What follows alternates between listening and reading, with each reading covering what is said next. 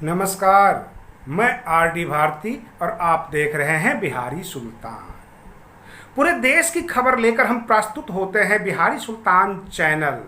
आपको बिल्कुल सही और सटीक खबरें देती है और आप भी हमें कमेंट्स करते हैं और हम आपके कमेंट्स के आधार पर आकलन कर लेते हैं कि पूरे देश क्या चाहती है।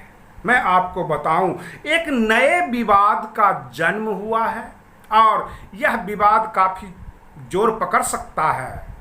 ये बाबा साहेब भीमराव अंबेडकर के परपौत्र राजरत्न अंबेडकर जी ने ऐलान किया भरे मंच से, नहीं चाहिए आरक्षण, हमें पृथक निर्वाचन क्षेत्र दे दो, यानी सेपरेट कॉन्स्टिट्यूएंसी। और आरक्षण के ऊपर उन्होंने ये कह दिया कि यह आरक्षण बाबा साहेब ने मात्र 10 साल के लिए दिया था। तो ये जो वर्तमान में जो हमारी संसद है, पार्लियामेंट है, हर 10 साल के बाद क्यों बढ़ाती है? जब उनसे सवाल हुआ तो उन्होंने पूरा विस्तार से बताया कि जब आप सर्विस में आरक्षण देते हो, जब आप एजुकेशन में आरक्षण देते हो, तो एजुकेशन के आरक्षण जो है विद्वान पैदा करते हैं। बाबा साहेब भीमराव अंबेडकर एजुकेशन पर जोर देते थे, वो एजुकेशन में आरक्षण ज़्यादा जोर दिया था, आरक्षण मांग की थी। और सर्विस के आरक्षण से आईएएस, आईपीएस, न्यायाधीश, जजेज ये सब समाज को मिलते हैं। परंतु पॉलिटिकल आरक्षण जो संसद में आरक्षण है, इससे समाज में दलाल पैदा होते हैं। उन्होंने सीधे तौर पे नाम लेके कह दिया कि कुछ पॉलिटिकल दलाल हमारे बहुजन समाज में हुए हैं। पहला नाम उन्होंने रामविलास पासवान जी का ले लिया। उसके बाद उन्होंने कहा उदित राज जी, रामदास अठावले, ये सब के सब पॉलिटिकल दलाल हैं। ऐसा सीधे शब्दों में उन्होंने कह दिया और उन्होंने यहाँ तक कह दिया कि पॉलिटिकल आरक्षण से समाज को किसी प्रकार का कोई फायदा नहीं हो रहा है। हाथरस का जो केस है, मनीषा के मामले में कोई भी अनुसूचित जाति का सांसद अथवा विधायक गवर्नर के पास नहीं गया, लेकिन एक एक्ट्रेस पायल के साथ छेड़छाड़ होती है, रेप की घटनाएं होती है, तो यही सांसद विधायक गवर्नर के पास जाते हैं। ये उन पार्टी के लिए स्वामी भक्ति दिखाते हैं जो पार्टी इन्हें टिकट देती है। समाज के लिए ये कुछ भी नहीं करते। ये सब के सब पॉलिटिकल दलाल हैं, अपना जो है पार्टी का एजेंडा रखते हैं, समाज के लिए कभी भी ये कुछ नहीं बोलते। और इस तरह का उन्होंने सीधे अटैक किया। और तो और उन्होंने यहाँ तक कह दिया कि कांग्रेस पार्टी, भारतीय जनता पार्टी, इसमें SC ST के जो नेता हैं वो पेड नेता है। पार्टी अपने हिसाब से उनको रखती है अपना एजेंडा कायम करने के लिए। ये SC ST की पार्टियां नहीं है। SC ST की असली जो पार्टियां हैं, जो पार्टी है बहुजन समाज पार्टी, और उसको ये जीतने नहीं देते। ये जितने भी पॉलिटिकल दलाल हैं जाति के नाम पे जाकर खड़े हो जाते हैं समाज में, समाज को गुमराह करते हैं। इसलिए पूरे देश के बहुजन समाज, खास करके SC ST से मैं ये आग्रह करूंगा कि आपकी पार्टी बहुजन समाज पार्टी है, आप उन्हें समर्थन दें। और SC ST के लिए बहुजन समाज पार्टी ही कुछ कल्याणकारी योजनाएं लाएगी, बाकी पार्टियों से आप किसी प्रकार की आशा नहीं कीजिए। क्या आपको लगता है कि बहुजन समाज पार्टी की तरफ काफ़ी आकर्षित हो रहे हैं राजरत्न अंबेडकर? और राजरत्न अंबेडकर को बहुजन समाज पार्टी में कोई बड़ा जिम्मेदारी वाला पद दिया जाना चाहिए, क्योंकि वो खुलकर बोलते हैं, नॉलेज है, बिल्कुल तर्कपूर्ण बातें करते हैं, किसी प्रकार का इधर उधर का हवाई बातें नहीं करते हैं। जो भी बताया तर्कपूर्ण बताया। SC ST के पिछले 50 साल का, 60 साल का इतिहास बता दिया।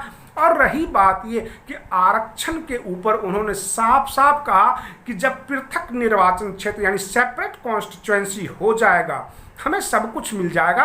परंतु पूना पैक्ट में महात्मा गांधी ने जानबूझकर यह हमें नहीं दिया और आरक्षण का लालच दे दिया, रिजर्व कॉन्स्टिट्यूएंसी दे दिया, और उस कॉन्स्टिट्यूएंसी से पार्टियां अपना कैंडिडेट रखती है, ना कि समाज अपना कैंडिडेट रखता है। समाज को इसमें किसी प्रकार की कोई वैल्यू नहीं है। समाज के नाम पर, जाति के नाम पे लोग अपना अपना नामांकन भरते हैं और जिस पार्टी से उनको टिकट मिलती है उसका वह पक्ष रखते हैं। SC ST समाज के लिए कोई पक्ष नहीं रखते हैं। कहने का मतलब ये सब जनप्रतिनिधि नहीं है, यानी 131 सांसदों के ऊपर उन्होंने टारगेट किया है कि ये जनप्रतिनिधि नहीं है, ये सब के सब पार्टी के एजेंट हैं। अब प्रश्न यहां पर यह उठता है, आपको बिहार का एक लेटेस्ट मामला बता रहा हूं। जीतन राम मांझी जो NDA के हिस्सा है नीतीश सरकार में, उनके 4 विधायक हैं जो उन्होंने समर्थन दिया है। अब उन्होंने एक नया विवाद खड़ा कर दिया जिससे बीजेपी के नेता काफी एक्शन मोड में आ गए हैं। दोनों तरफ से जवाबी जो है हमले हो रहे हैं और एक दूसरे के ऊपर लाछन लगा रहे हैं, सवाल जवाब कर रहे हैं। जीतन राम मांझी ने कहा कि जब हम कोविड वैक्सीन लगाते हैं तो उसमें जो है एक सर्टिफिकेट मिलता है जिस पर प्रधानमंत्री जी का फोटो है। तो कोरोना से जितनी मौत हुई है, जो डेथ सर्टिफिकेट है उस पर प्रधानमंत्री जी की फोटो क्यों नहीं? और देश में जितने भी शमशान कब्रिस्तान पट गए वहां पर हाथ जोड़ता हुआ प्रधानमंत्री जी मोदी जी का जो है फोटो लगा हुआ होना चाहिए। को शमशान के आगे कहें कि आइए आपका स्वागत है, ये उनके नेताओं का कहना है, विपक्ष के नेताओं का कहना है। लेकिन इस विवाद को जन्म देने वाले जो है जीतन राम मांझी और उधर मुकेश साहनी जो नीतीश सरकार का एक और धरा है। ये सब की बहकी बातें आ रही है, ये NDA के खिलाफ बोलते जा रहे हैं। आपको क्या लगता है ये 4-4-8 और 5 ओवैसी जी के विधायक यानी 8-5-13 और 110 UPA का विधायक यानी 123 विधायक मिलकर तेजस्वी यादव को मुख्यमंत्री बनाना चाहते हैं? अथवा जीतन राम मांझी ने जो कहा कि कोवैक्सीन के सर्टिफिकेट पर अगर प्रधानमंत्री जी की फोटो है, अपना चेहरा चमकाना चाहते हैं, तो जितने भी डेथ सर्टिफिकेट हुए हैं पूरे देश में जो भी बनाए गए हैं उस पर भी प्रधानमंत्री जी का फोटो होना चाहिए, अच्छा प्रचार उनका होगा। ये बात उन्होंने जीतन राम मांझी जी ने कहा है। क्या आपको लगता है बिहार में सत्ता पलटने वाली है? ये बहाना है या कुछ भी कह के एक दूसरे पर जो है अपना जो है कटाक्ष करो और धीरे धीरे बाय बाय करके निकल जाओ? क्योंकि 43 विधायक था नीतीश कुमार जी का, 75 विधायक था बीजेपी का, और ये 2 छोटी छोटी पार्टियों ने समर्थन करके और वहाँ पर NDA की सरकार बना दी। नीतीश कुमार यानी दोबारा मुख्यमंत्री बन गए।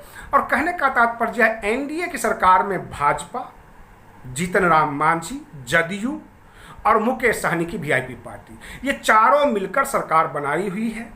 अगर जीतन राम मांझी और मुकेश सहनी यानी 4-4-8 विधायक निकल के UPA में आ जाते हैं तो सरकार गिर जाती है। अब प्रश्न यह उठता है कि जीतन राम मांझी सरकार गिरा देना चाहते हैं अथवा भाजपा चाहती है कि एक बार सरकार गिरे फिर से चुनाव हो, हमारे पास 75 हैं तो कुछ तो इजाफा होगा ही, और धीरे धीरे नीतीश कुमार जी का पत्ता साफ कर देते हैं। बहुत इन्होंने जो है सुशासन बाबू बन लिए। कुल मिला के भाजपा की ये चाल है कि जीतन राम मांझी जो है सबसे जो है कच्चा मतलब उसमें सिक्का है, इसी के ऊपर अटैक करो, और ये कहानी बन रही है। आप बने रहिए बिहारी सुल्तान चैनल पर। हम फिर मिलते हैं अगले वीडियो में, तब तक के लिए धन्यवाद।